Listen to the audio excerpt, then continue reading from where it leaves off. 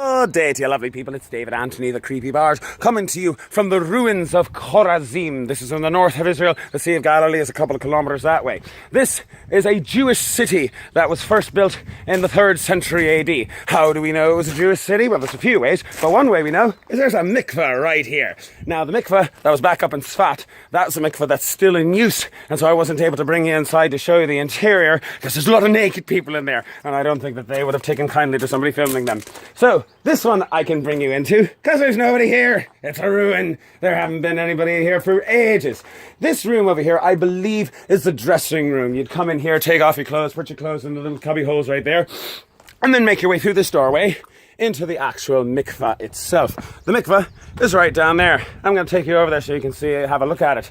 Down there, you've got a source of living water, possibly spring water, possibly rainwater. I'm not even sure if it's still living water right now.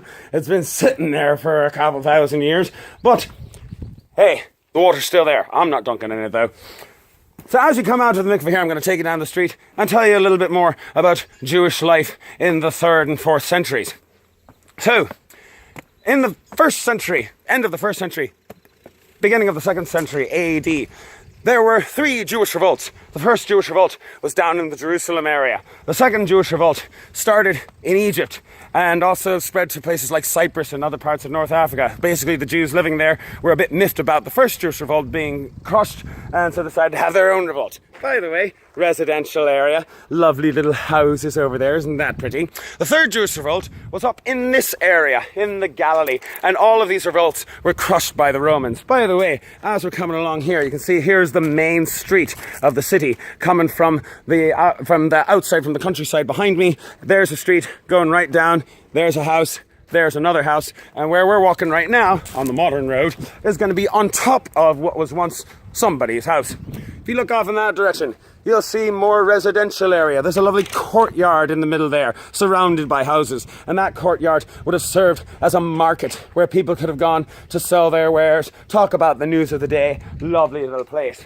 Now, mikveh was over there, synagogue is this way, and I'll be taking the air in a moment. So yeah, after these 3 Jewish revolts, the Jews ended up being oppressed by the Romans. They weren't allowed to go to Jerusalem. They were kept as slaves, the status of slaves throughout the empire.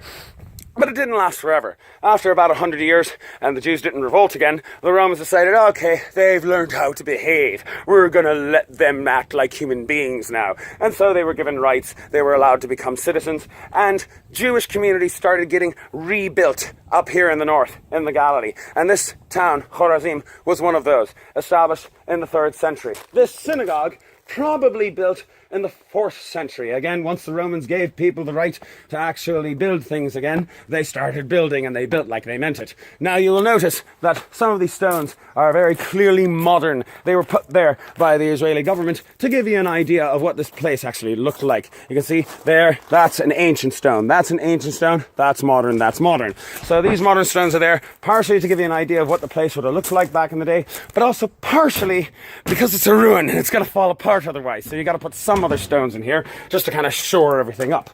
Now, this town is mentioned in the New Testament, and Jesus supposedly came here. And if he did indeed come to this town, then he would have come to the synagogue here.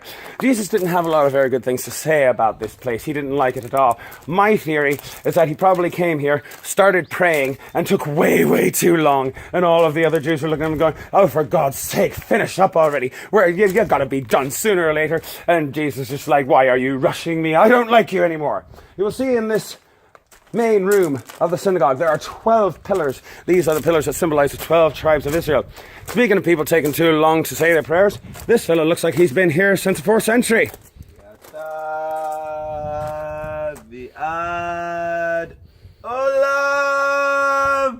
Think he'll be done before the next millennium? He'll be done eventually, I'm sure of it. Also over here, you'll notice this is the seat of Moses.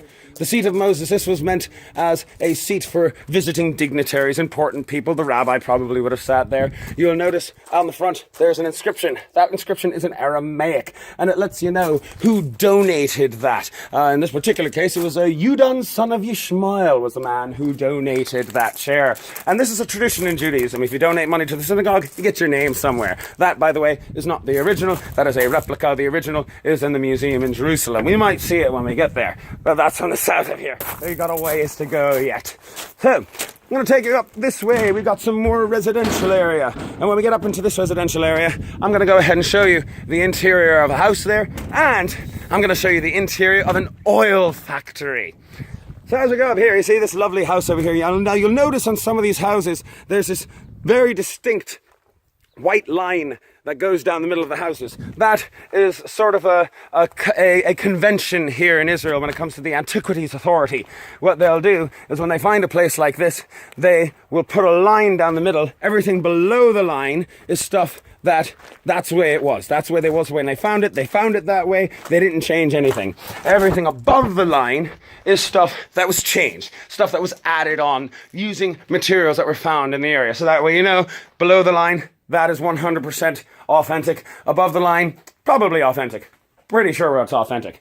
So here, the interior of a nice little house.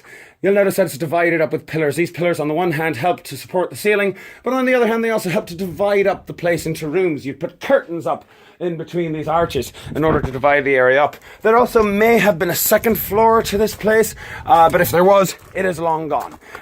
Even if there wasn't a second floor, there would have been a roof, and there would have been ladders going up to the roof because roofs were flat, and you would have a fence going around the top of the roof so that way nobody would fall off and kill themselves. And you just sit up there with your mates, have a few drinks, have a little bit of food, shoot the shit, have some fun. As we go up in this direction, you are going to see an oil factory. Because, of course, people had jobs, people had to do stuff, and in this town, you had an oil factory right up there. Now, when I'm talking oil, by the way, I am talking olive oil. I'm not talking petrol. So, olive oil was a very important thing. It was used for everything. You use it in cooking. You use it for lighting your lamps. You use it for bathing. Yes, you use it for bathing. That's the way that the Romans did it. The Celts used to bathe using water and animal fat, what we would call soap. But the Romans used olive oil, and it spread throughout the Roman Empire. Everybody in the Roman Empire, including the Jews, used olive oil. And here we have an olive oil factory right here. Now, this particular olive oil factory, again, built in the 3rd or 4th century when this town was built, but this continued to be used for many, many, many years, all the way up into the 16th century. And the way that this works is first, you got the millstone right here. You take the olives and you put them into this basin here, and then you turn the millstone and that crushes up the olives. But you're not done yet. You got to bring it over here. You put the crushed olives into sacks made of hemp or made of canvas, and then you pile these sacks up on this round piece here. Pile them up, pile them up, pile them up. In these holes, you got wooden posts that come up with a thing going across like that, and then you got a lever with a weight, and the weight presses down on these stacks of olives. And you'll notice a little slit right there that leads right into that hole right there. And as the weight comes down on the sacks of olives, it presses the oil out of the crushed olives, and it flows right into that little vat where it collects, right with the dirt and the rocks and the mud and the moss. Well, the dirt and the rocks and the mud and the moss weren't there when this place was actually functional. It was actually clean and nicely put together. So yeah, hope you enjoyed that. I'm going to be continuing south, eventually reaching the Sea of the Galilee, and I hope to see you soon.